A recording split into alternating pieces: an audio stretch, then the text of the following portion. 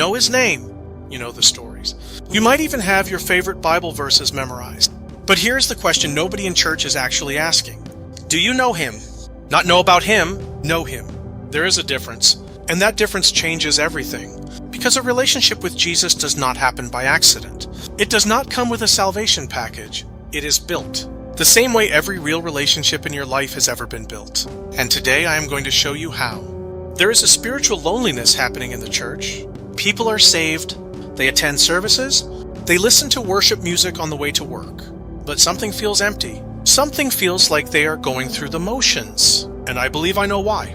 We have confused knowing about Jesus with actually knowing Jesus. One is information. The other is relationship. You cannot live on information alone. And maybe that is exactly where you are right now. You love God. You believe. But somewhere along the way, the closeness faded. It started to feel like duty instead of relationship.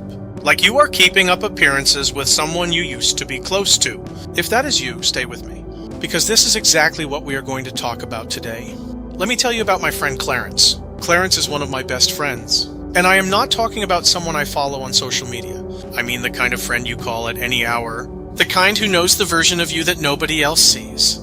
The real version. We have been friends for decades. And what we have now did not show up overnight. It was built through years of shared life. Conversations that went long into the night. Frustrations we talked through, honestly.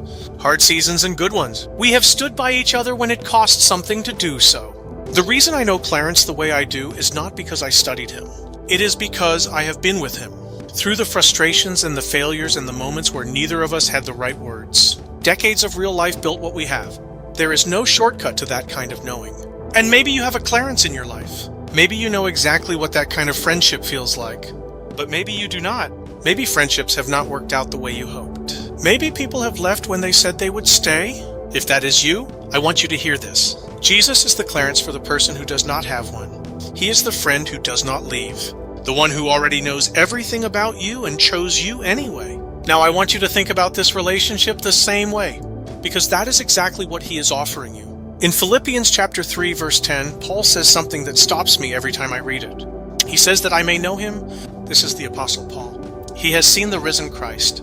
He has performed miracles. He has planted churches across the known world.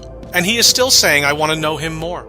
The Greek word Paul uses for know there is ginosko. The way to say it sounds like ginosko. It does not mean facts about someone. It means experiential knowledge. The kind of knowing that only comes through being with someone. Through going through things together. Through time. Paul is not talking about theology. He is talking about a relationship. And here is what hits me about that. If Paul is still pressing in to know Jesus more deeply, what does that say about where you and I are? We are not too far to get closer. We are also not so close that we can stop pursuing. Stay with me, because I want to bring this home with a story from the Bible that most people skip right over. In Luke chapter 19, there is a man named Zacchaeus, tax collector, despised by his own people. He had money and emptiness in equal measure, and when Jesus comes through Jericho, Zacchaeus climbs a tree just to catch a glimpse of him. Not to talk to him, not to ask for anything, just to see him. But Jesus stops. He looks up into that tree, and he says, "Come down. I am going to your house today." The crowd was offended. They thought Jesus had the wrong person. But what Jesus saw was someone who was reaching, someone who wanted more than a distant view. And Jesus responded to that reaching. Maybe that is you right now. You are not in a church. You are not in a small group. But you are somewhere watching this reaching, and he sees that. He always sees the reaching. That is the pattern of this relationship. You reach. He responds. You draw near. He draws near to you. James chapter 4 verse 8 puts it plainly. Draw near to God, and he will draw near to you. That is not poetry. That is a promise. And it works the same way every real friendship in your life works. Someone has to make the first move. Today that someone is you. Now before I give you the 3 things that build this relationship, I want to say something first. Some of you cannot remember the last time you actually sat with him. Not to check a box. Not to get through a reading plan. Really sat with him. And you have been carrying a quiet guilt about that. Like you have been avoiding a friend and you do not quite know how to start the conversation again. No judgment here. None at all.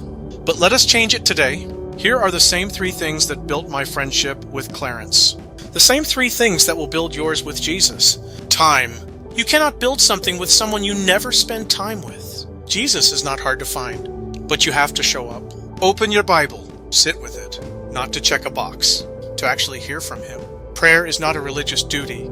It is a conversation with someone who knows everything about you and still chooses you. Honesty. The best friendships are built on honesty.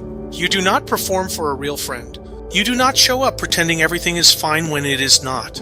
Bring the real stuff to Jesus. The frustration, the doubt, the questions you do not say out loud in church. He can handle it. He already knows it anyway. Consistency. One good conversation does not make a friendship. It is the pattern over time. The showing up when you do not feel like it. The coming back after you drifted. And some of you have drifted. That is okay. You can come back. Consistency is not perfection. It is direction. Keep pointing yourself back toward Him. Clarence and I did not become close in a moment. We became close in 1,000 moments over decades of life together. Your relationship with Jesus works the same way. Not one dramatic prayer, 1,000 faithful ones. And if today is not the day, if this is landing somewhere close but you are not quite ready, that is okay. File this away. Because there will be a season when everything changes and you are going to know exactly where to start. And when that day comes, come back to this. This is how the relationship grows. Not in one dramatic moment, in 100 small faithful ones.